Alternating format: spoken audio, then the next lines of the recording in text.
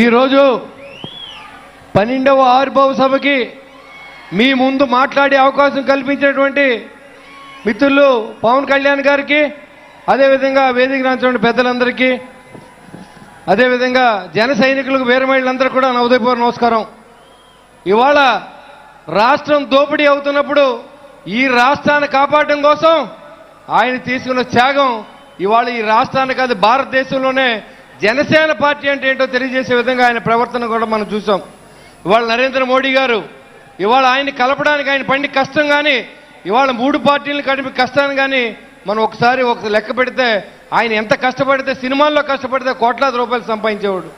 అందరితో మాటలు పడి కుటుంబ సభ్యులను సైతం కూడా మాటలు అనిపించుకొని ప్రజల కోసం, ప్రజల కష్టాల కోసం, ప్రజల కన్నీళ్లు తుడుస్తూ ఆయన సొంత డబ్బుని రైతు సోదరులందరికీ కూడా డబ్బులు ఇచ్చి, అదేవిధంగా పేద కుటుంబాలను ఆదుకుంటూ మరి చేసినటువంటి ప్రయాణంలో మీరందరూ కలిసి ఇవాళ ఈ సభను ఇంత ఉత్తేజభరితంగా చేసేదానికి కారణమైన మీరందరూ కూడా 10 సంవత్సరాల పాటు పవన్ కళ్యాణ్ గారు సీఎం అవ్వాలి, పవన్ కళ్యాణ్ పవన్లో రావాలనే విధానంతో పనిచేశారు.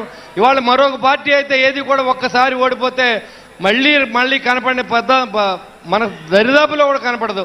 అలాంటి పరిస్థితుల్లో ప్రతి జన సైనికుడు వీర మహిళ కూడా పవన్ కళ్యాణ్ గారిని ఆరాధ్య దైవంగా చూసి మీరు చేసిన ఈ కృషి అందరికీ కూడా మీ అందరికీ పేరు పేరున ఉదయపూర్వ నమస్కారం తెలియజేస్తా ఉన్నా. ఒక్క మాట చెప్పదలుచుకున్న, జనవాణి కార్యక్రమం అని పెట్టి దాదాపు 10,500 అప్లికేషన్లు మనకు వస్తే 2,000ని మనం సాల్వ్ చేయగలిగాం. చాలా పార్టీల దగ్గర తిరిగారు, చాలా మంది నాయకుల దగ్గర తిరిగారు. ఎక్కడ న్యాయం జరగకపోతే జనసేన పార్టీ మెట్లు దొక్కిన సందర్భాన్ని మీకు తెలియజేస్తాం. చంద్రావతిని ఒక అమ్మాయి మలేషియాకి వెళ్ళింది జాబ్ చేయడానికి. 6 సంవత్సరాల క్రితం మరి ఆ అమ్మాయిది పాస్పోర్ట్ పోయింది. అక్కడే జైల్లో వేసే పరిస్థితి, హాస్టల్లో జాయిన్ చేశారు. అక్కడి నుంచి రిప్రజెంటేషన్ పవన్ కళ్యాణ్ గారు ఆఫీస్కి వచ్చింది. ఆ రోజు నేను డ్యూటీలో ఉన్నాను. ఆ డ్యూటీలో ఉన్న సందర్భంలో కలెక్టర్ గారికి తెలియజేశా, ఎస్పీ గారికి చెప్పాం, ఎంఆర్ఓ గారికి చెప్పాం. కానీ వాళ్ళు ఏం పనిచేయాల. కానీ మన జన సైనికులు, ఎన్ఆర్ఐ జన సైనికులు, సింగపూర్లో ఉన్న జన సైనికులు, మలేషియాలో ఉన్న జన సైనికులు మళ్ళీ పాస్పోర్ట్ తీసుకొచ్చి 3 రోజులు రాబోతూ ఉంది. మరి ఆ అమ్మాయి ప్రాణం కాపాడిన ఘనత పవన్ కళ్యాణ్ గారికే దక్కుద్దని తెలియజేస్తా ఉన్నా. ఆయన చెప్పిన ప్రతి విషయాన్ని తూచా చెప్పకుండా పనిచేస్తా ఉన్నాం.